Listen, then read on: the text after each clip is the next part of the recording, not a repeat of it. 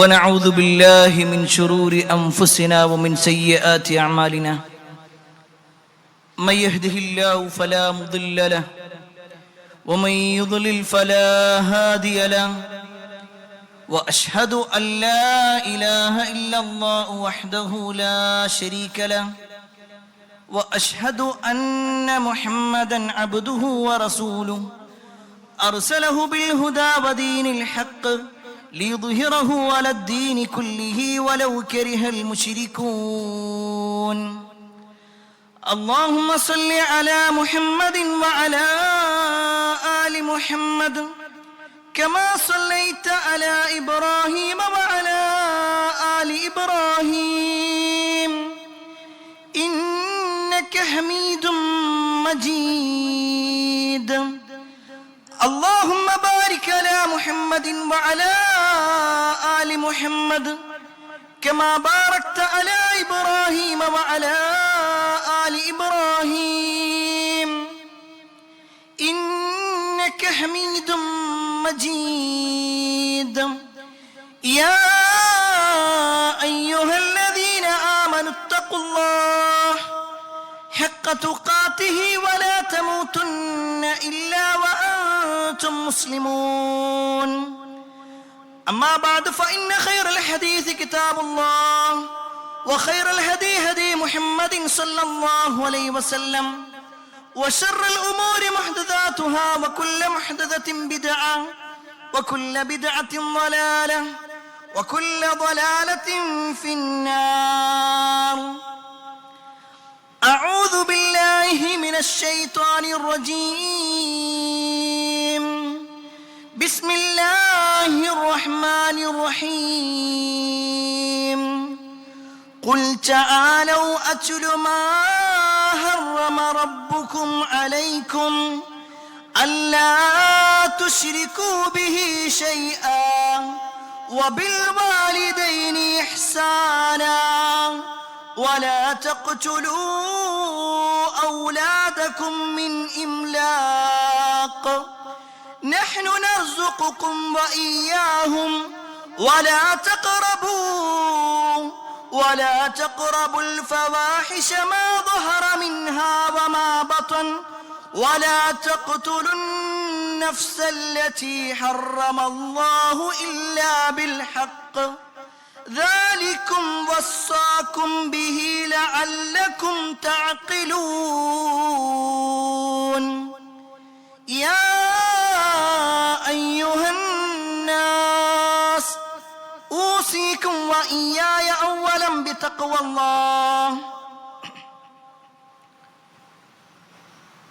ഏറെ സ്നേഹധനീയരായ സത്യവിശ്വാസികളെ, സഹോദരന്മാരെ, സഹോദരിമാരെ, രക്ഷിതാക്കളെ, അള്ളാഹുവിൻ്റെ വിധിവിലക്കൽ അനുസരിച്ചുകൊണ്ടും പ്രവാചകൻ സ്വല്ലല്ലാഹു അലൈഹി വസല്ലമയുടെ ജീവിതചര്യ പിൻപറ്റിക്കൊണ്ടും ജീവിക്കണമേ എന്ന് ആദ്യമായി എന്നോടും തുടർന്ന് നിങ്ങൾ ഓരോരുത്തരോടും ഉണർത്തുകയാണ്, വസിയ്യത്ത് ചെയ്യുകയാണ്. മനുഷ്യ ജീവന് ഏറെ പവിത്രത നൽകിയിട്ടുള്ള ഒരു മതമാണ് ഇസ്ലാം. അതുകൊണ്ട് തന്നെ ഒരാളുടെ ജീവിക്കാനുള്ള അവകാശത്തെയോ ആ അവകാശത്തെ ഇല്ലാതാക്കുവാനോ അവന്റെ ജീവൻ ഹനിക്കുവാനോ ഒരാൾക്കും അനുവാദം കൊടുത്തിട്ടില്ല എന്ന് മാത്രമല്ല, ആരെങ്കിലും അങ്ങനെ ജീവൻ എടുക്കുന്നുണ്ടെങ്കിൽ, കൊലപാതകം ചെയ്യുന്നുണ്ടെങ്കിൽ അത് വലിയ കുറ്റമായിക്കൊണ്ടും നരകം കിട്ടുന്ന ഒരു കാരണമായിക്കൊണ്ടും ഇസ്ലാമിക പ്രമാണങ്ങൾ പഠിപ്പിക്കുകയും ചെയ്യുന്നുണ്ട്. അത്രയേറെ ഗൗരവത്തിലാണ് ഇസ്ലാം കൊലപാതകത്തിനെ കാണുന്നത്. എന്നാൽ ഇന്നത്തെ ആധുനിക സമൂഹത്തെ നമ്മൾ പരിശോധിച്ചു നോക്കിക്കഴിഞ്ഞാൽ നിസാരമായ കാരണങ്ങൾ മുന്നിൽ വെച്ചുകൊണ്ട് ആളുകളുടെ ജീവൻ എടുക്കുന്ന ഒരവസ്ഥ, യാതൊരു പ്രയാസവുമില്ലാതെ, യാതൊരു മനസ്സാക്ഷിക്കുത്തുമില്ലാതെ ആളുകളെ കൊലപ്പെടുത്തുന്ന അവസ്ഥ കുറച്ച് ദിവസങ്ങളായി വർദ്ധിച്ചുകൊണ്ടേയിരിക്കുന്നു. ഒരു പക്ഷേ പണ്ട് കാലത്ത് നാട്ടിലൊരു കൊലപാതകം നടക്കുകയാണെങ്കിൽ ആ നാട്ടിലൂടെ ആളുകൾ പോകുമ്പോൾ പോലും ആ നാട്ടിൽ അന്നൊരു കൊലപാതകം നടന്നിട്ടുണ്ട്. ഇന്ന ഒരു നാട്, നമ്മളിപ്പോ ഈ പോകുന്ന ഈ നാട്ടിലാണ് അന്ന് രണ്ടാൾക്കാരെ കൊന്നില്ലേ എന്ന് പറയുന്ന അവസ്ഥ ഉണ്ടായിരുന്നു. എന്നാൽ ഇന്നത്തെ ഒരു സമൂഹത്തെ സംബന്ധിച്ചിടത്തോളം അങ്ങനെ പറയേണ്ടതില്ലാത്ത വിധം എല്ലാ നാടുകളിലും സുലഭമായിക്കൊണ്ട് ഒന്ന് തീരുമ്പോഴേക്ക് ഒന്ന് എന്ന നിലക്ക് നിരന്തരമായി നടന്നുകൊണ്ടിരിക്കും, സർവ്വസാധാരണമായി കൊണ്ടിരിക്കും. ഒരു പക്ഷേ ഞാൻ ഈ വാചകം പറയുമ്പോൾ കഴിഞ്ഞ ദിവസങ്ങളിൽ നമ്മൾ വായിച്ചിട്ടുള്ള വാർത്തകളും നമ്മൾ കേട്ടിട്ടുള്ള വാർത്തകളുമൊക്കെ നമ്മെ ബോധ്യപ്പെടുത്തുന്ന ചില കാര്യങ്ങളുണ്ട്. നമ്മുടെ സമീപ പ്രദേശങ്ങളിൽ പോലും ധാരാളമായി കൊണ്ട് യാതൊരു പ്രയാസമില്ലാതെ കൊലപാതകങ്ങൾ നടന്നുകൊണ്ടേയിരിക്കും. ഇവിടെ ഒരു വിശ്വാസി എന്ന നിലക്ക് നമ്മൾ മനസ്സിലാക്കേണ്ട ഒരു കാര്യമുണ്ട്. മഹാനായ റസൂലുള്ളാഹി സ്വല്ലല്ലാഹു അലൈഹി വസല്ലം അന്ത്യദിനത്തിനെ കുറിച്ചും അന്ത്യനാളിന്റെ അടയാളങ്ങളും വിശദീകരിച്ചപ്പോ ആ അന്ത്യനാളിന്റെ അടയാളങ്ങളിൽപ്പെട്ടതാണ് കൊലപാതകങ്ങൾ വർദ്ധിക്കുക എന്നത്. ഓരോ ദിവസം കൂടുന്തോറും കൊലപാതകങ്ങൾ വർദ്ധിച്ചുകൊണ്ടേയിരിക്കും. എത്രത്തോളം എന്നാൽ നബി സല്ലല്ലാഹു അലൈഹി വസല്ലം ഒന്നുകൂടി വ്യക്തമാക്കിക്കൊണ്ട് പറഞ്ഞു, വല്ലദീ നഫ്സി ബിയദി, എന്റെ ആത്മാവ് ആരുടെ കയ്യിലാണോ അവൻ തന്നെയാണ് സത്യം. ലാ തദ്ഹബു ദുനിയ, ഈ ദുനിയാവ് കഴിഞ്ഞു പോകുകയില്ല. ഹത്താ യഅതി അലന്നാസി യൗമൻ, ജനങ്ങൾക്ക് ഒരു കാലം വരാതെ, ജനങ്ങൾക്ക് ഒരു ദിവസം വരാതെ അന്ത്യനാളും സംഭവിക്കുകയില്ല. എന്താണ് ആ ദിവസത്തിന്റെ പ്രത്യേകത? ലാ യദിരിൽ ഖാതിലു ഫീമ ഖതൽ വലൽ മഖ്തൂലു ഫീമ ഖുതിൽ. കൊന്നവൻ അറിയൂല എന്തിനാ കൊന്നത് എന്നുള്ളത്, കൊല്ലപ്പെട്ടവൻ അറിയൂല എന്തിനാ ഞാൻ മരിച്ചത് എന്നുള്ളത്. രണ്ടും അറിയാത്തൊരവസ്ഥയിലേക്ക് ഈ ലോകം എത്താതെ അന്ത്യനാൾ സംഭവിക്കുകയില്ല എന്ന് 1400 വർഷങ്ങൾക്ക് മുമ്പ് റസൂലുള്ളാഹി സ്വല്ലല്ലാഹു അലൈഹി വസല്ലം പറഞ്ഞിട്ടുണ്ടെങ്കിൽ ഇന്ന് ഈ പറയപ്പെട്ട കാരണങ്ങളെല്ലാം നടമാടിക്കൊണ്ടിരിക്കുന്നു. രാഷ്ട്രീയപരമായ കൊലപാതകങ്ങൾ, മതത്തിന്റെ പേരിലുള്ള കൊലപാതകങ്ങൾ, വ്യക്തിപരമായ ഹത്യകൾ, അല്ല വ്യക്തിപരമായ കൊലപാതകങ്ങൾ, എന്തിനും ഏതിനും ആയുധമെടുക്കുന്നൊരവസ്ഥയിലേക്ക് ഈ ലോകം അല്ല നമ്മുടെ നാട് എത്തിക്കൊണ്ടിരിക്കുന്നു എന്നത് ഒരു സത്യമാണ്. എന്നാൽ എന്തുകൊണ്ട് പ്രിയപ്പെട്ടവരെ ഇങ്ങനെ ഒരു വിഷയം തെരഞ്ഞെടുക്കുന്നു? ഒരു ഖുതുബക്ക് കൊലപാതകത്തെ കുറിച്ച് പറയണോ? കാരണം നമ്മൾ ആരും കൊലപാതകം നടത്തുന്നവരല്ല, അങ്ങനെ ആഗ്രഹിക്കുന്നവരുമല്ല. എന്നാലും ചില കാര്യങ്ങൾ നമ്മൾ മനസ്സിലാക്കേണ്ടതുണ്ട്. കാരണം നമ്മൾ കൊലപാതകങ്ങളുടെ എല്ലാ പാറ്റേണുകൾ പരിശോധിച്ചു നോക്കുമ്പോൾ ലോകത്ത് നടക്കുന്ന കൊലപാതകങ്ങളെല്ലാം 3 തരത്തിൽ നമുക്ക് കാണാൻ കഴിയും. 3-ൽ ഏതെങ്കിലും ഒന്നായിരിക്കും. അതിൽ ഒന്ന് വ്യക്തമായ ആസൂത്രണത്തോടു കൂടി ചെയ്യുന്ന കാര്യം. ഏതെങ്കിലും ഒരു വ്യക്തിയോടുള്ള വെറുപ്പിന്റെ കാര്യത്തിൽ, അയാളുടെ ആശയത്തോടുള്ള വെറുപ്പിന്റെ കാര്യത്തിൽ, അയാളുടെ പാർട്ടി നിലപാടുകളോടുള്ള വെറുപ്പിന്റെ കാര്യത്തിൽ ഒരു പക്ഷേ വ്യക്തമായ ടാർഗറ്റ് ചെയ്തുകൊണ്ട് അയാൾ പോകുന്ന സ്ഥലവും ഇരിക്കുന്ന സ്ഥലവും എല്ലാം നോക്കി ആളെ ഏൽപ്പിച്ചുകൊണ്ട് നടത്തുന്ന കൊലപാതകങ്ങൾ, വ്യക്തമായ ആസൂത്രണം, പ്ലാനിങ് ഉണ്ടാകും അവിടെ. അതാണ് ഒന്നാമത്തെ കൊലപാതകം. രണ്ടാമത്തെ എന്താന്ന് വെച്ചാൽ വ്യക്തമായ നിലപാടുകളോ അല്ലെങ്കിൽ പദ്ധതിയൊന്നും ഉണ്ടാവില്ല, ഒരു വൈകാരികതയിൽ ഉണ്ടായതാണ്. രണ്ടാള് തമ്മിൽ ചെറിയൊരു തർക്കമുണ്ടായി, ആ തർക്കം വല്ലാതെ കൂടി, കിട്ടിയ ഒന്ന് എടുത്തുകൊണ്ട് അടിച്ചു, അതും കൊലപാതകം തന്നെയാണ്. പക്ഷേ പ്രത്യേകമായ മോട്ടീവ് ഒന്നുമില്ല, പ്രത്യേകമായ പദ്ധതിയൊന്നുമില്ല, ഒരു പ്രത്യേക ദേഷ്യത്തിൽ ആ ഒരു വൈകാരിക നിമിഷത്തിൽ ഉണ്ടായ ഒന്നാണ്. ഈ രണ്ടുമല്ലാതെ മൂന്നാമത്തൊന്നുണ്ട്. ഒരു പക്ഷേ പല ആളുകൾക്കും അത് കൊലപാതകമാണെന്ന് പോലും അറിയില്ല. ആ ചെയ്യുന്നത് ജീവനെ ഇല്ലാതാക്കലാണെന്ന് അറിയൂല.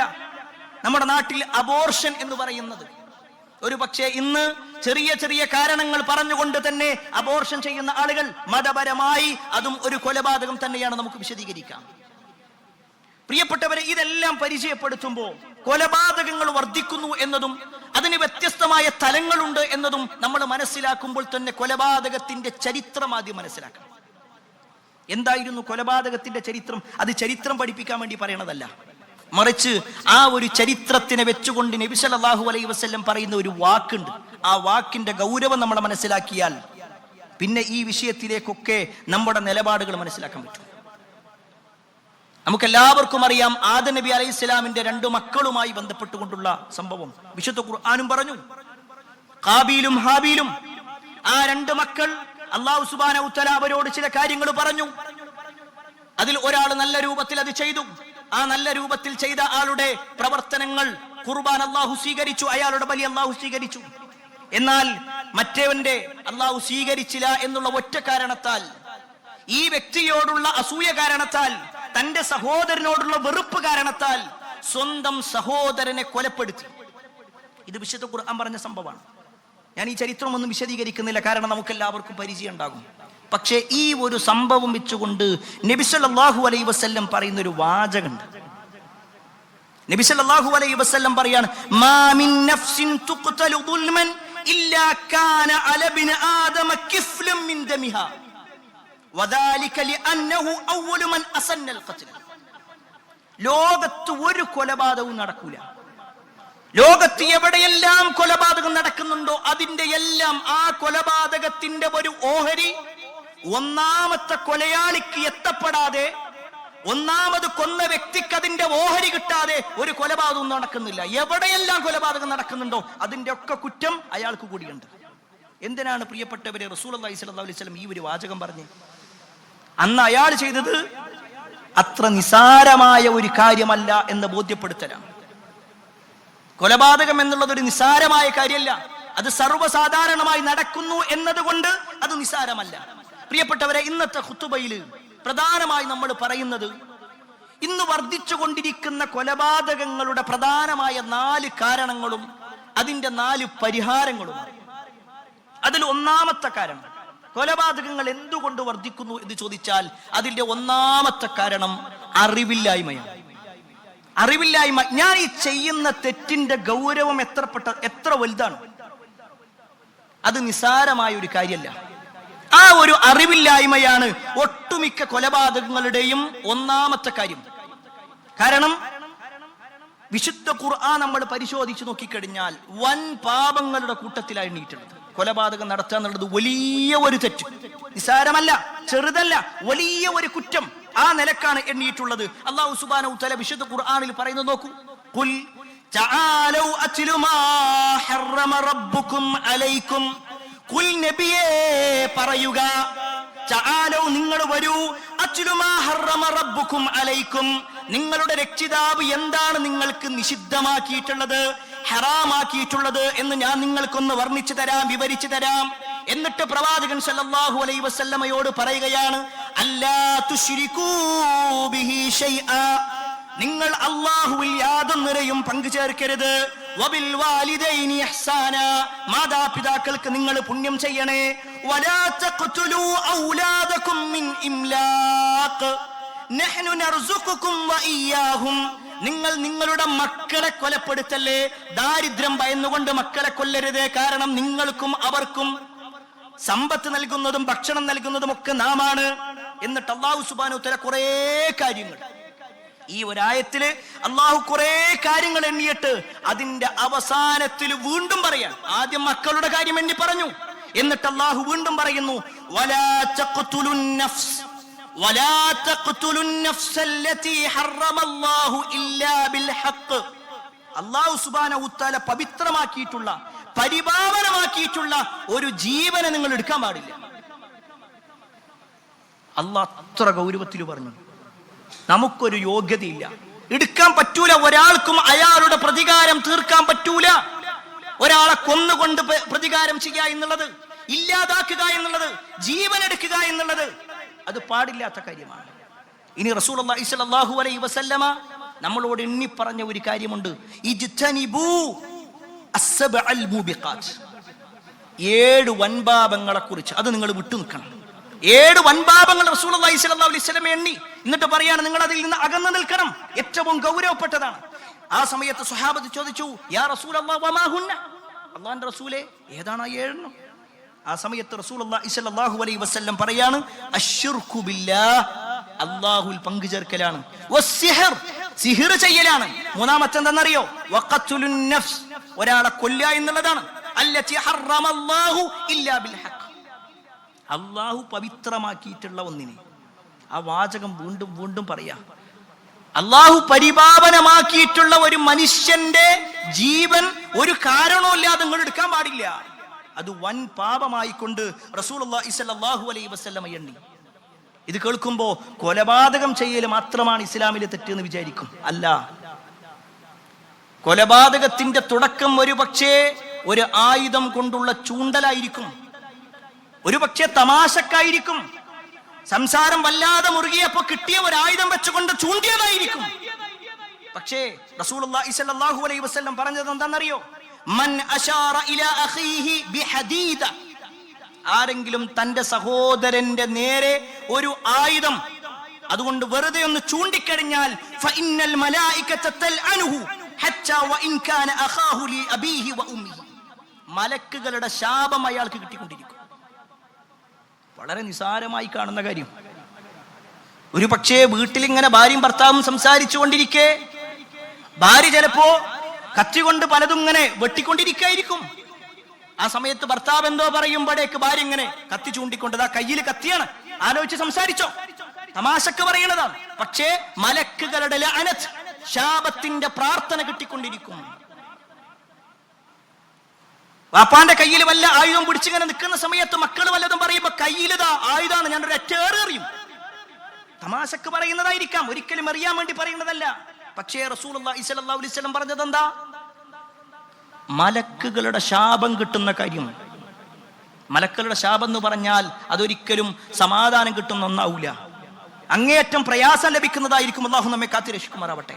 പ്രിയപ്പെട്ടവരെ, കൊലപാതകങ്ങളുടെ കാരണങ്ങൾ പരിശോധിക്കുമ്പോൾ ഒന്ന്, ഈ പറയപ്പെട്ട കൊലപാതകത്തിന്റെ ഗൗരവത്തെക്കുറിച്ചോ അതിന് കിട്ടുന്ന ശിക്ഷകളെക്കുറിച്ചോ നാളെ പരലോകത്തിന്റെ അവസ്ഥകളെക്കുറിച്ചോ അറിയാത്തത് കൊണ്ടാണ്, അറിവില്ലായ്മയാണ്. രണ്ടാമത്തെ കാര്യം എന്താണെന്നറിയോ? ചില സാഹചര്യങ്ങൾ. നമ്മുടെ ഒട്ടുമിക്ക കൊലപാതകങ്ങൾ ഇങ്ങനെ പരിശോധിക്കുമ്പോൾ ചിലപ്പോഴൊക്കെ ചില സാഹചര്യങ്ങൾ കൊണ്ട് ആളുകൾ കൊലപാതകമാണ്. പെട്ടെന്നുണ്ടാകുന്ന ദേശത്തിന്റെ പേരിലായിരിക്കാം, അല്ലെങ്കിൽ അയാളുടെ വൈകാരികമായ നിമിഷത്തിലുള്ള അവസ്ഥയായിരിക്കാം. എന്നാൽ അതിനപ്പുറത്തേക്ക് ആ സാഹചര്യങ്ങൾ എത്തപ്പെടുന്ന ചില രംഗങ്ങളുണ്ട്. അതിൽപ്പെട്ട അതിന് കാരണമാകുന്ന, അതിന് വളം വെക്കുന്ന ഒന്നാണ് സിനിമകൾ. ഈ അടുത്ത കാലത്ത് മലയാളക്കരയിൽ ഇറങ്ങിയിട്ടുള്ള ഒട്ടുമിക്ക സിനിമകളും വയലൻസിന് വേണ്ടി പ്രാധാന്യം കൊടുക്കുന്നതായിരുന്നു അത്രേ. ഈ അടുത്തൊരു പുസ്തകത്തിൽ വായിച്ചതാ, ഒരു കണ്ടന്റ് വായിച്ചതാ, ഒരു സോഷ്യൽ മീഡിയയിലെ റിപ്പോർട്ട്. ഇന്നത്തെ മലയാള സിനിമകൾ എല്ലാ അർത്ഥത്തിലും എല്ലാ തോന്നിവാസങ്ങൾക്കും സപ്പോർട്ട് ചെയ്യുന്നതാണത്രേ. ഇത് കണ്ടുകൊണ്ടിരിക്കുന്നു ആളുകൾ. മുസ്ലിം പേരുള്ള ആളുകൾ അഭിനയിച്ചുകൊണ്ടിരിക്കുന്നു, മുസ്ലിം പേരുള്ള ആളുകൾ സംവിധാനം നടത്തുന്നു, മുസ്ലിം പേരുള്ള ആളുകൾ നിർമ്മാതാക്കളാകുന്നു, മുസ്ലിം പേരുള്ള ആളുകൾ പാട്ടുകാരാകുന്നു, മുസ്ലിം പേരുള്ള ആളുകൾ പിന്നെ ഞാനെന്തിനു മാറി നിൽക്കണം, എല്ലാവരും അതിന്റെ ആളുകളായി മാറുന്നു. എന്നിട്ടോ ആ കാണുന്ന സിനിമകൾ അവരുടെ ജീവിതത്തിലേക്ക് അഭിനയിച്ചു കൊണ്ടുവരിക. പല ആളുകളും റീല് ചെയ്തുകൊണ്ട്, പല ആളുകളും അവരെ കൊണ്ട് അവരുടെ മൊബൈലിൽ എന്തെല്ലാം ചെയ്യാൻ പറ്റുമോ അതൊക്കെ ചെയ്യുന്നു. എന്നിട്ട് പറച്ചിലെന്താ? സിനിമയെ സിനിമയായി കണ്ടാൽ മാത്രം മതി. അതൊന്നും ശരിക്കല്ല, അത് കേവലം അഭിനയമല്ലേ. സിനിമ കണ്ടിട്ട് ഏതെങ്കിലും ഒരു മനുഷ്യൻ എന്തെങ്കിലും ഒരു നന്മ ചെയ്തതായിട്ട് കാണാൻ കഴിയും? തിന്മകളല്ലാതെ മറ്റൊന്നുമില്ല. ആ തിന്മകൾ അല്ലെങ്കിൽ ആ സിനിമകൾ ഓരോ കുട്ടിയെയും സ്വാധീനിക്കുന്ന രംഗങ്ങളുണ്ട്. പല ആളുകളും ചെയ്തുകൊണ്ടേയിരിക്കുന്നു. ഒരു പക്ഷേ അത്തരത്തിലുള്ള ഡയലോഗുകൾ പോലും നമ്മുടെ പാലക്കാട് നമ്മൾ കേട്ടു. സ്വന്തം ഗുരുനാഥന്റെ മുന്നിൽ വെച്ചുകൊണ്ട് പറയുന്ന വാക്കുകൾ എന്തായിരുന്നു? ആ വാക്ക് ഒരു പക്ഷേ സോഷ്യൽ മീഡിയ ഉപയോഗിക്കുന്ന ആളുകൾ നമ്മൾ കണ്ടിട്ടുണ്ടാകും. നിങ്ങളെ പുറത്തേക്ക് ഇറങ്ങിയാൽ ഞങ്ങൾ തീർക്കുമെന്ന് പറയുന്ന ഒരവസ്ഥ, നിങ്ങളെ പിന്നെ ആ രൂപത്തിൽ നിങ്ങളുടെ ജീവൻ ഇല്ലാതാക്കുമെന്ന് പറയുന്ന ഒരവസ്ഥയിലേക്ക്. ഞാൻ ആ കുട്ടിയെ ആക്ഷേപിക്കാനല്ല പറയുന്നത്. എവിടുന്ന് കിട്ടി ഈ കുട്ടികളെ സംബന്ധിച്ചിടത്തോളം ഈ ധൈര്യം? എവിടുന്ന് കിട്ടി ഈ കുട്ടികൾക്ക് ഇത്തരത്തിലുള്ള വാക്കുകൾ? എവിടുന്ന് കിട്ടി ഇത്തരത്തിലുള്ള പദപ്രയോഗങ്ങൾ? നമ്മൾ പരിശോധിച്ചു നോക്കിക്കഴിഞ്ഞാൽ അവൻ കണ്ട സിനിമകളിലെ നായകന്റെ വാക്കുകൾ, ആ വാക്കുകളാണ് അവനെ സ്വാധീനിക്കുന്നത്. ഇനി സിനിമകൾ മാത്രമാണോ? അല്ല. മക്കൾ കളിക്കുന്ന ഗെയിമുകളുണ്ട്. ഒട്ടുമിക്ക ഗെയിമുകളും ആളുകളെ കൊല്ലാൻ വേണ്ടി പ്രൊമോട്ട് ചെയ്യുന്നതാണ്. GTA എന്ന് പറയുന്ന ഗെയിമുണ്ട്, ഫ്രീ ഫയർ എന്ന് പറയുന്ന ഗെയിമുണ്ട്, PUBG എന്ന് പറയുന്ന ഗെയിമുണ്ട്. ഒരു പക്ഷേ പല ആളുകൾക്ക് പരിചയം ഉണ്ടാകും. നമ്മുടെ മക്കളിൽ പല ആളുകളും അത്രയൊന്നും ഗൗരവമില്ലാതെ അതൊക്കെ കളിച്ചോ എന്ന് നമ്മളും പറയും. എന്തെങ്കിലും കുറച്ചു നേരം കളിച്ചോട്ടെ. എന്നാൽ എന്താണ് അതിന് പഠിപ്പിക്കുന്നത്? ആ കളിയുടെ വിജയം എങ്ങനെയാണ്, ഒരാൾക്ക് എങ്ങനെയാ പോയിന്റ് കിട്ടുന്നത്? ഓരോ സ്റ്റേജ് കയറുന്നത് അപ്പടാ, എത്ര ആളുകളെ കൊല്ലുന്നുണ്ടോ ടാർജറ്റ്. ഒരു മിഷൻ കംപ്ലീറ്റ് ചെയ്യുക എന്ന് പറഞ്ഞാൽ ഒരാളെ ടാർജറ്റ് ചെയ്തിട്ടുണ്ടാകും. ഇത്ര ആളെ കൊല്ലണം, അല്ലെങ്കിൽ ഇന്ന ആളെ കൊല്ലണം, ഇത്ര ആളുകളെ കൊലപ്പെടുത്തണം. ആ കൊലപ്പെടുത്തുന്നതിന്റെ അനുസരിച്ചുകൊണ്ട് ഒരു പക്ഷേ അയാൾ മരിച്ച അയാളുടെ രക്തത്തുള്ളി തെറിക്കുന്ന സമയത്ത് പോലും അവന്റെ സ്ക്രീനിൽ ഇങ്ങനെ അടയാളം കാണുന്ന പോയിന്റുകൾ ഇങ്ങനെ കൂടുന്നതായിട്ട് ചെറിയ പ്രായം തൊട്ടേ കുട്ടികൾക്ക് പഠിപ്പിച്ചു കൊടുക്കുന്നതാ. ആ കുട്ടിയുടെ മനസ്സിൽ എന്താ ഉണ്ടാവുക? കൊലപാതകം പ്രശ്നമല്ല, ഞാൻ വാപ്പാന്റെ മുന്നിൽ വെച്ചിട്ടാ കൊല്ലുന്നത്, തമാശക്കാണ്, കളിയാണ്, ശരി. പക്ഷെ ആ കളി ഒരു പക്ഷെ നമുക്ക് കളിയായിട്ട് തോന്നാം, കുട്ടിയുടെ പിന്നീടുള്ള ജീവിതത്തിൽ അത് കളിയാവണമെന്നില്ല. അതുകൊണ്ടാണ് ഗെയിം വാങ്ങിച്ചു കൊടുക്കാത്തതിന്റെ പേരിൽ ഉമ്മയെ കൊന്നത്. അതുകൊണ്ടാണ് മൊബൈൽ കൊടുക്കാത്തതിന്റെ പേരിൽ ഉമ്മയുടെ തലക്കടിച്ചു കൊന്നത്. അതുകൊണ്ടാണ് വാപ്പയെ കൊന്നത്. എത്ര എത്ര വാർത്തകൾ നമ്മൾ കേട്ടു. കാരണം അവർ അത്രത്തോളം അതിൽ അഡിക്റ്റായി മാറി. നമ്മുടെ സമൂഹം ഇതൊന്നും ചർച്ച ചെയ്യേണ്ടതില്ല. അത് കുട്ടികളല്ലേ, അത് ചെറുപ്പക്കാരല്ലേ, അതൊരു തമാശയല്ലേ, അതൊരു കളിയല്ലേ എന്ന് പറഞ്ഞുകൊണ്ട് എല്ലാത്തിനെയും നിസാരവൽക്കരിച്ചു കൊണ്ടിരിക്കുന്നു എന്നത് ഖേദകരമായ കാര്യം. അതുപോലെ തന്നെ വീഡിയോകൾ, പല ആളുകളും നടത്തുന്ന കൊലപാതകങ്ങൾ, ആ കൊലപാതകങ്ങൾ ചെയ്യാ എന്ന് മാത്രമല്ല അത് വീഡിയോ ആക്കി പോസ്റ്റ് ചെയ്യുന്നൊരവസ്ഥ. ഇങ്ങനെ ഒട്ടേറെ ഒട്ടേറെ കാഴ്ചകൾ, സാഹചര്യങ്ങൾ നമ്മുടെ മക്കൾക്കും യുവാക്കൾക്കും അല്ല ഓരോ വ്യക്തികൾക്കും കിട്ടിക്കൊണ്ടിരിക്കുന്നു. അവിടെയാണ് പ്രിയപ്പെട്ടവരെ നമ്മൾ മനസ്സിലാക്കേണ്ടത്, ഒരാളെ കൊല്ലാന്ന് മാത്രമല്ല, ഒരാളെ കൊല്ലണമെന്ന ആഗ്രഹം പോലും ഒരാളെ നരകത്തിലെത്തിക്കും. ഒരാളെ കൊല്ലുക എന്ന് മാത്രമല്ല, മറ്റൊരാളെ കൊല്ലണം, കിട്ടിയ ഒരു ചാൻസ് കിട്ടിയാൽ അവനെ തീർക്കണം, ആ ഒരു ചിന്ത, മനസ്സിലുള്ള ആഗ്രഹം പോലും ഒരാളെ നരകത്തിലെത്തിക്കും. നബി സല്ലല്ലാഹു അലൈഹി വസല്ലം പറയാണ്, രണ്ടാളുകൾ തമ്മിൽ അങ്ങോട്ടും ഇങ്ങോട്ടും ആയുധം ചൂണ്ടി ഒരാൾ മറ്റൊരാളെ കൊലപ്പെടുത്തി. എന്നിട്ട് റസൂലുള്ളാഹി സ്വല്ലല്ലാഹു അലൈഹി വസല്ലം പറയാണ്, ഫൽ ഖാതിലു വൽ മഖ്തൂലു ഫിന്നാർ, കൊന്നവനും കൊല്ലപ്പെട്ടവനും നരകത്തിലാണ്. കൊന്നവനും നരകത്തിൽ, കൊല്ലപ്പെട്ടവനും നരകത്തിൽ. ആ സമയത്ത് സ്വഹാബത്ത് ചോദിച്ചു, അല്ലാഹുവിന്റെ റസൂലേ, കൊന്നവൻ നരകത്തിലാണ്, പക്ഷെ കൊല്ലപ്പെട്ടവൻ എങ്ങനെ നരകത്തിലാകും? ആ സമയത്ത് റസൂലുള്ളാഹി സ്വല്ലല്ലാഹു അലൈഹി വസല്ലം പറയാണ്, ഇന്നഹു ഖദ് അറാദ ഖത്ല സ്വാഹിബിഹി, അവന്റെ മനസ്സിൽ എന്തുണ്ടായിരുന്നതെന്നറിയോ? തന്റെ സഹോദരനെ കൊല്ലണമെന്ന, തന്റെ കൂട്ടുകാരനെ കൊല്ലണമെന്ന ആ ആഗ്രഹം. അവന് ചാൻസ് കിട്ടാത്തത് കൊണ്ടാ. ചാൻസ് കിട്ടിയിരുന്നെങ്കിൽ അവനും ചെയ്യുമായിരുന്നു. അതുകൊണ്ട് അവനും നരകത്തിലാണ്. സുബ്ഹാനല്ലാഹ്, എത്ര ഗൗരവമുണ്ട് ഇതിന്. ചിലപ്പോഴൊക്കെ ചില ആളുകളോടുള്ള വെറുപ്പ് കാരണം വാഹനം ഓടിക്കുന്ന സമയത്ത് ചിലപ്പോൾ തോന്നും, ഒന്ന് അങ്ങോട്ട് കയറ്റിയാലോ, അവനെ ഒന്ന് കിട്ടിയ ഒരു ചാൻസ് കിട്ടുകയാണെങ്കിൽ ഒന്ന് അങ്ങനെ ചെയ്താലോ. തോന്നലുകൾ പോലും പാടില്ല എന്ന ഇസ്ലാം പഠിപ്പിക്കുന്നത്.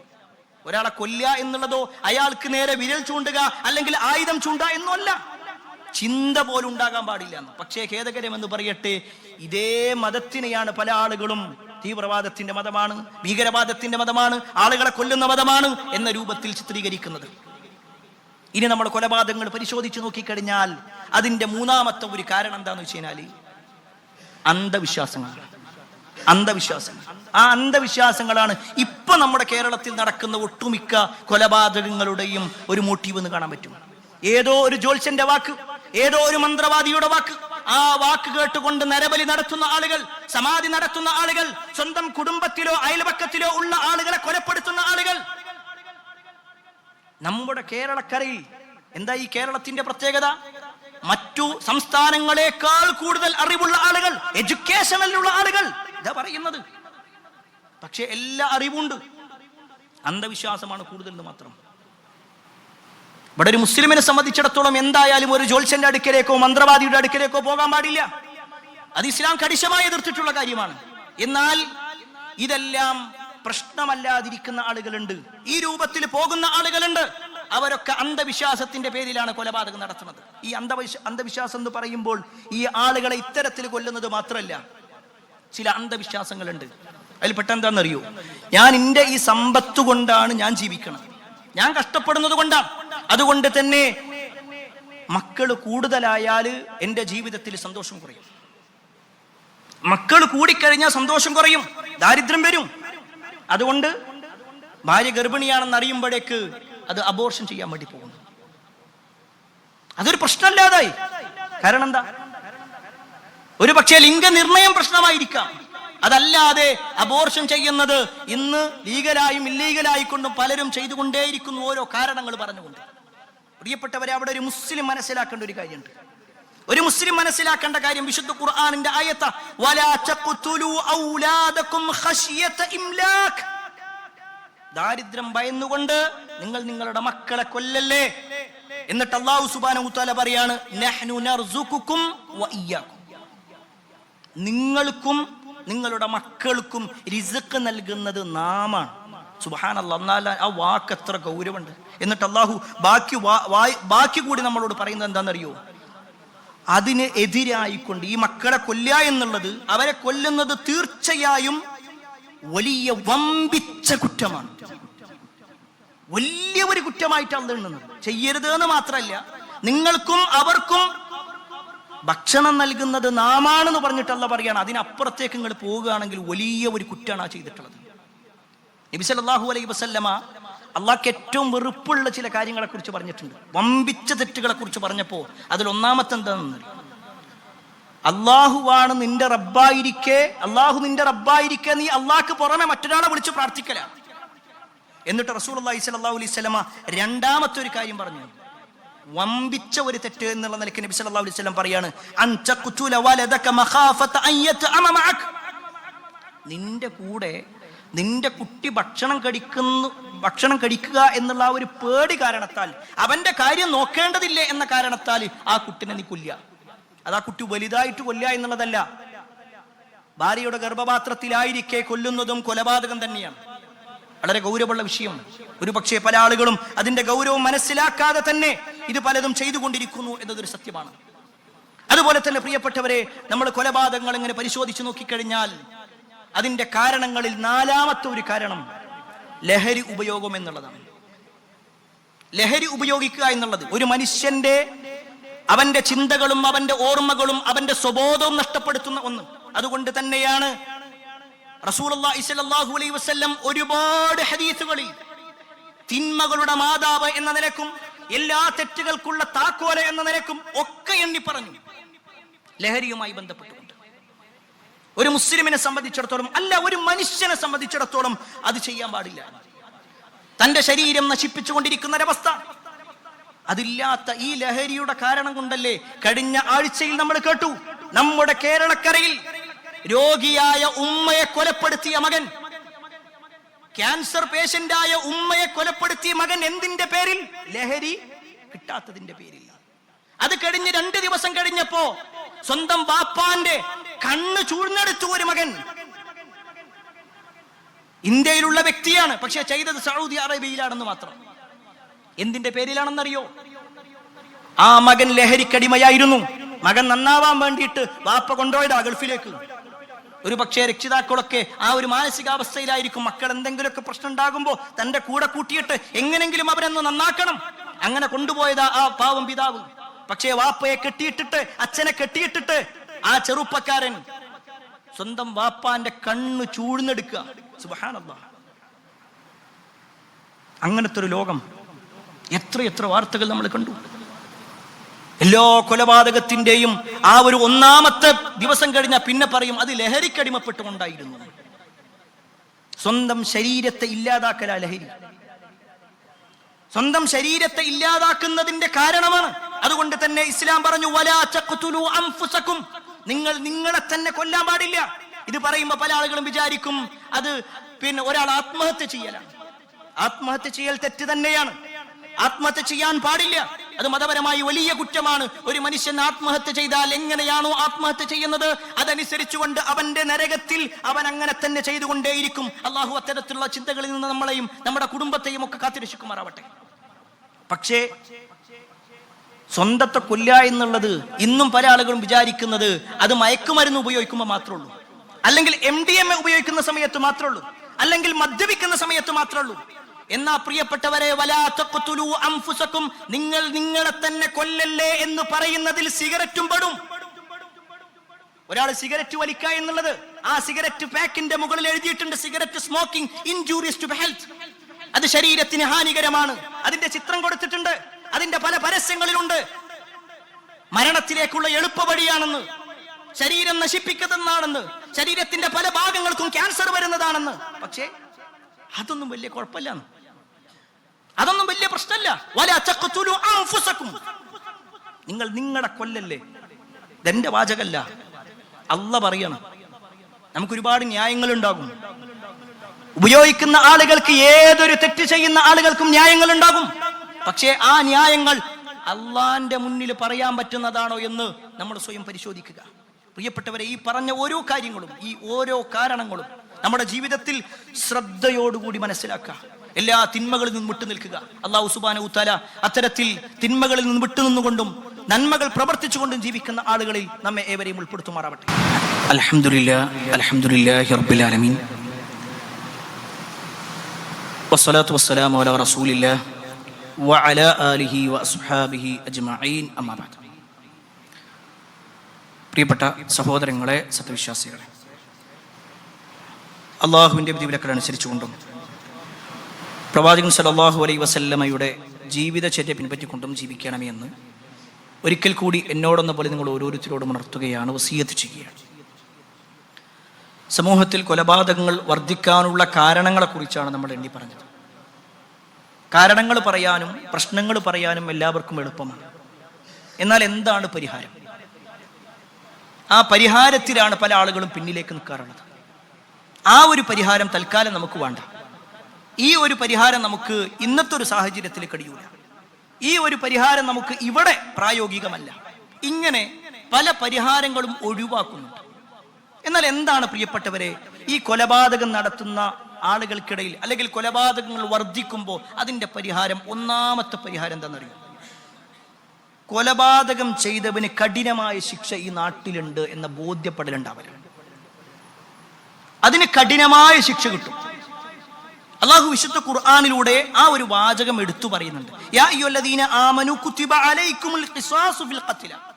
കൊലപാതകത്തിന്റെ കാര്യത്തിൽ അർഹിച്ച ഒരു ശിക്ഷ, കൊല ചെയ്യപ്പെടുന്നവരുടെ കാര്യത്തിൽ തുല്യ ശിക്ഷ നടപ്പാക്കുക എന്നത് നിങ്ങൾക്ക് നിയമമാക്കിയിട്ടുണ്ട്. എന്നിട്ട് അല്ലാഹു സുബ്ഹാനഹു വ തആല സ്വതന്ത്രന്റെയും അതേപോലെ തന്നെ അടിമയുടെയും സ്ത്രീയുടെയും എല്ലാ കാര്യങ്ങളും അല്ലാഹു സുബ്ഹാനഹു വ തആല എടുത്തു പറഞ്ഞിട്ട് ഈ ആയത്തിന്റെ തൊട്ടടുത്ത ആയത്തിൽ എന്തിനാണ് അല്ലാഹു സുബ്ഹാനഹു വ തആല ഇങ്ങനെ വെക്കണെന്ന് പറയുന്നത്. ഒരു പക്ഷേ ആ ഒരു വാചകം മതി പലരുടെയും കണ്ണ് തുറയാൻ. ആ ഒരു വാചകം എടുത്താൽ മതി പല തിന്മകളും കുറയാൻ. എന്താണ് അല്ലാഹു സുബ്ഹാനഹു വ തആല പറയുന്നത്? ഈ രൂപത്തിൽ കൊന്നവനെ കൊല്ലുക എന്നുള്ളത് വലക്കും ഫിൽ ഖിസാസി ഹയാത്തു യാ ഉലിൽ അൽബാബ്. അല്ലയോ ബുദ്ധിമാന്മാരെ എന്ന് പറഞ്ഞിട്ട് അല്ലാഹു സുബ്ഹാനഹു വ തആല വിളിക്കുക. ആ ബുദ്ധിമാന്മാരെ വിളിച്ചുകൊണ്ട് അല്ലാഹു സുബ്ഹാനഹു വ തആല പറയുന്ന വാചകം, തുല്യ ശിക്ഷ നൽകുന്നതിലാണ് നിങ്ങളുടെ ജീവിതത്തിന്റെ നിലനിൽപ്പുള്ളത്. തുല്യ ശിക്ഷ കിട്ടും എന്ന് തോന്നിക്കഴിഞ്ഞാൽ അവിടെ നിൽക്കും. എത്ര വലിയ നേതാവാണെങ്കിലും ശരി, കൊന്നാൽ തന്റെ ജീവൻ നഷ്ടപ്പെടും എന്ന ചിന്ത ഉണ്ടാകുമ്പോ സ്വാഭാവികമായിട്ടും അതിനാരും ഇറങ്ങൂല. ഇന്നെല്ലാവരും ഈ വിഷയത്തിൽ ഒരു പേടിയില്ലാതെ ഇറങ്ങുന്നതിന്റെ മാക്സിമം 3 മാസല്ലേ, അല്ലെങ്കിൽ 1 കൊല്ലല്ലേ, അല്ലെങ്കിൽ 8 കൊല്ലം, മാക്സിമം 8, ഇനി 12 കൊല്ലാണെങ്കിലും കുഴപ്പമില്ല. അതുകൊണ്ടാണ് കൊലപാതകം ചെയ്തു എന്ന് കോടതിയുടെ മുന്നിൽ പോലും യാതൊരു മടിയുമില്ലാതെ ചിരിച്ചുകൊണ്ട് പറയുന്ന ആളുകൾ. ഓരോ ആളുകളുടെ മുഖം കാണുമ്പോൾ നമുക്ക് അത്ഭുതം തോന്നുക. അവർ കേസ് ചെയ്തത്, അവരുടെ പേരിൽ കേസുള്ളത് ഏതെങ്കിലും ഒരു പെറ്റി കേസല്ല. അങ്ങേറ്റം വലിയ കുറ്റകരമായ ഒരു മനുഷ്യന്റെ ജീവൻ ഇല്ലാതാക്കുക എന്ന തെറ്റ് ചെയ്തിട്ട് പോലും പുഞ്ചിരിച്ചുകൊണ്ട് ക്യാമറയ്ക്ക് മുന്നിൽ വരുന്ന ആളുകൾ, പുഞ്ചിരിച്ചുകൊണ്ട് ആളുകളോട് സംസാരിക്കുന്ന ആളുകൾ, വിജയത്തിന്റെ ചിഹ്നം കാണിച്ചുകൊണ്ട് പുറത്തേക്ക് ഇറങ്ങുന്ന ആളുകൾ. എന്താണ് അവർ നൽകുന്ന സന്ദേശം? നിങ്ങൾക്ക് എന്തും ഈ നാട്ടിൽ ചെയ്യാം, ആർക്കും ആരെയും എന്തും ചെയ്യാം, ഒരു പ്രശ്നമില്ല. കാരണം അതിനുള്ള വിജയിക്കാൻ പറ്റുന്ന സൗകര്യങ്ങളൊക്കെ ഇവിടെ ഉണ്ട്. അങ്ങനെയുള്ള ആളുകളോട് രണ്ടാമത്തെ ഒരു കാര്യം കൂടി ഓർമ്മപ്പെടുത്താനുണ്ട്. രണ്ടാമത്തെ ഒരു പരിഹാരം എന്താണെന്നറിയോ? പരലോകബോധം ഉണ്ടാവണം എന്നുള്ളതാണ്. ഇവിടുന്ന് എങ്ങനെ രക്ഷപ്പെടാൻ പറ്റും? സമ്പത്തുണ്ടോ? രക്ഷപ്പെടാ. സ്വാധീനമുണ്ടോ? രക്ഷപ്പെടാ. രാഷ്ട്രീയക്കാരനാണോ? രക്ഷപ്പെടാ. പല നിലക്കും രക്ഷപ്പെടാ. പക്ഷേ അള്ളാന്റെ മുന്നിൽ രക്ഷപ്പെടാൻ കഴിയൂല. ഇവിടുന്ന് ചെയ്യുന്ന ഓരോ തെറ്റുകുറ്റങ്ങളുടെ പേരിലും, പ്രത്യേകിച്ച് രക്തം ചിന്തിയതിന്റെ പേരിൽ അള്ളാന്റെ അടുക്കൽ വരുന്നതിനെ കുറിച്ച് റസൂലുള്ളാഹി സ്വല്ലല്ലാഹു അലൈഹി വസല്ലം പറയാ, അവ്വലു മാ യുഖ്ളാ ബൈനൻ നാസി ബിദ്ദിമാ. ആദ്യമായി കൊണ്ട് അള്ളാഹുവിന്റെ അടുക്കൽ പരിഹാരം തീർക്കുന്നത് എന്തിന്റെ വിഷയത്തിലാണെന്നറിയോ? രക്തം ചിന്തിയ കാര്യത്തിന്റെ പേരില. മറ്റൊരുത്തന്റെ രക്തം ചിന്തിയിട്ടുണ്ടോ? മറ്റൊരുത്തന്റെ രക്തം നമ്മുടെ കൈകളിലായിട്ടുണ്ടോ? എങ്കിൽ അതിന്റെ പേരിലാണ് ആദ്യം അള്ളാന്റെ അടുക്കൽ വിധി തീർപ്പാക്കുക എന്നുള്ളത് റസൂലുള്ളാഹി സ്വല്ലല്ലാഹു അലൈഹി വസല്ലം പറഞ്ഞു. അതിൽ പ്രവാചകന്മാർ പോലും പേടിച്ചിരുന്നു എന്നാണ് റസൂലുള്ളാഹി സ്വല്ലല്ലാഹു അലൈഹി വസല്ലമയുടെ ഹദീസിൽ കാണാൻ പറ്റും. നാളെ പരലോകത്ത് ശഫാഅത്ത് നടത്താൻ വേണ്ടി ആളുകൾ ഓരോ പ്രവാചകന്മാരുടെ അടുക്കലേക്കും ചെല്ലും. ആദം നബി അലൈഹി ഇസ്ലാമിന്റെ അടുക്കലും നൂഹ് നബി അലൈഹി ഇസ്ലാമിന്റെ അടുക്കലും ഇബ്രാഹിം നബി അലൈഹി ഇസ്ലാമിന്റെ അടുക്കലേക്കൊക്കെ പോയി പിന്നീട് ആളുകൾ ചെല്ലുന്നത് മൂസാ നബി അലൈഹി ഇസ്ലാമിന്റെ അടുക്കലേക്കാണ്. മൂസാ നബി അലൈഹി ഇസ്ലാം ഖലീമുള്ളയാണ്, അള്ളാഹു സംസാരിച്ച വ്യക്തിയാണ്, അള്ളാഹു ഒരുപാട് പദവികൾ നൽകിയിട്ടുള്ള ആളാണ്. എല്ലാം അദ്ദേഹത്തോട് എണ്ണി എണ്ണി പറയും. എന്നിട്ട് പറയും, നിങ്ങൾ ഞങ്ങൾക്ക് വേണ്ടി ഒന്ന് ശഫാഅത്ത് നടത്തുമോ? ആ സമയത്ത് മൂസാ നബി അലൈഹി ഇസ്ലാം പറയുന്ന ഒരു വാചകമുണ്ട്. കൊലപാതകത്തിന്റെ ഗൗരവം മനസ്സിലാക്കിക്കോ.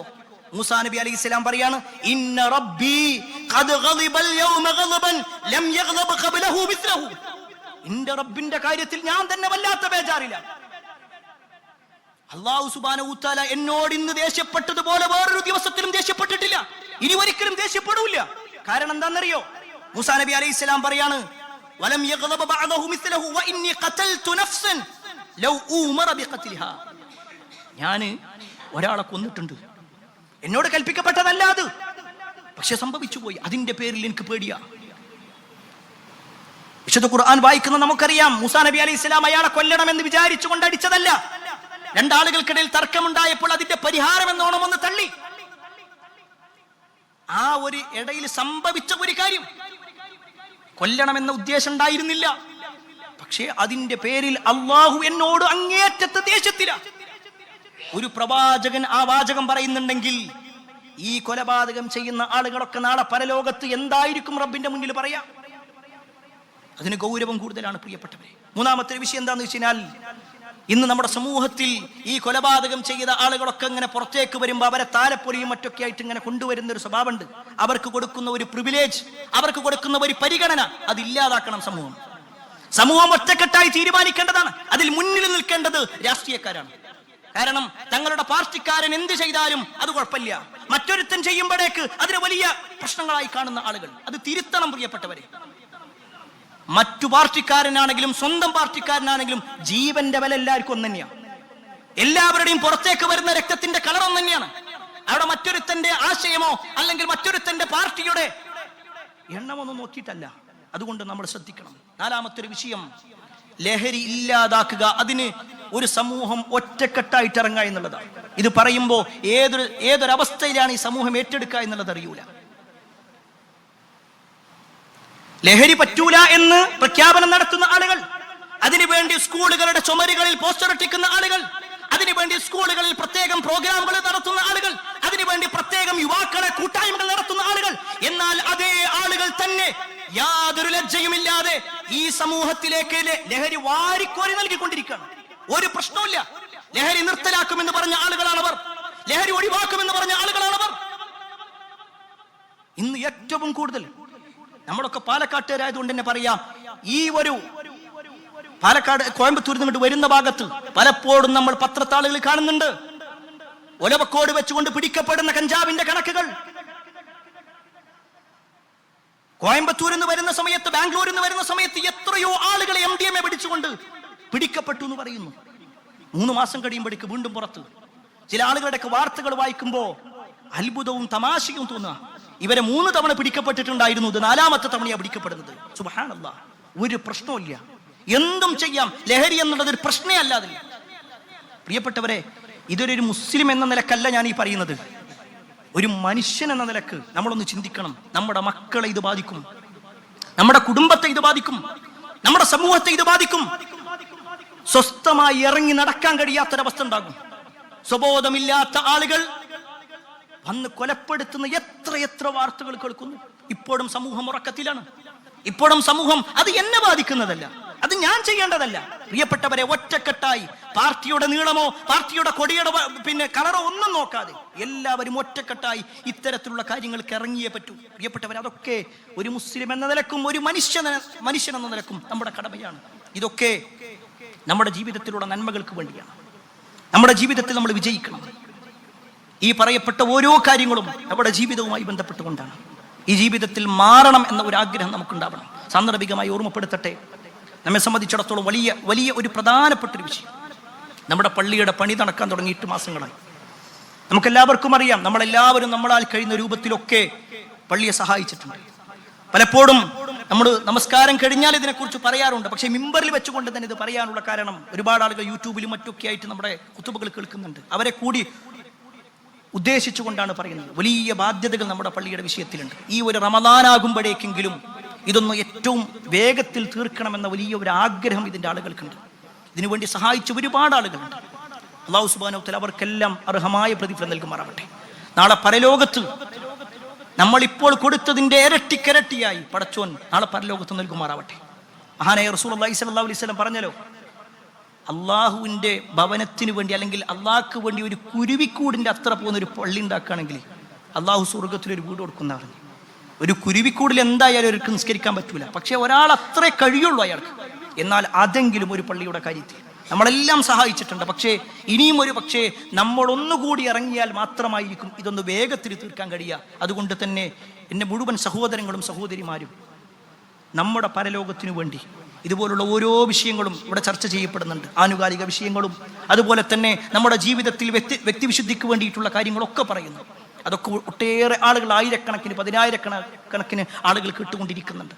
ഒരുപാട് ആളുകളുടെ നന്മക്ക് കാരണമായി തീരുന്ന ഒരു സംരംഭമാണ് ശരിക്കും പള്ളി എന്നുള്ളത്. അതുകൊണ്ട് തന്നെ നമ്മളാൽ കഴിയുന്ന രൂപത്തിൽ നമ്മൾ ഓരോരുത്തരും നമ്മുടെ പള്ളിയെ സഹായിക്കണമെന്ന് പ്രത്യേകം ഓർമ്മപ്പെടുത്തുകയാണ്. അല്ലാഹു സുബ്ഹാനഹു വ തആല എല്ലാ അർത്ഥത്തിലും നന്മകൾ ചെയ്ത് ജീവിക്കുന്ന ആളുകളിൽ നമ്മെ വരെയും ഉൾപ്പെടുത്തുമാറാവട്ടെ. കുടുംബത്തോടൊപ്പം സ്വർഗ്ഗത്തിലേക്ക് എത്തുന്ന മഹാഭാഗ്യവാന്മാരിൽ അല്ലാഹു നമ്മെ വരെയും ഉൾപ്പെടുത്തുമാറാവട്ടെ. ഒരുപാട് ആളുകൾ പ്രാർത്ഥന കൊണ്ട് വസിയത്ത് നൽകിയിട്ടുണ്ട്. എല്ലാവരുടെയും പ്രാർത്ഥനകൾ അല്ലാഹു സ്വീകരിക്കുമാറാവട്ടെ.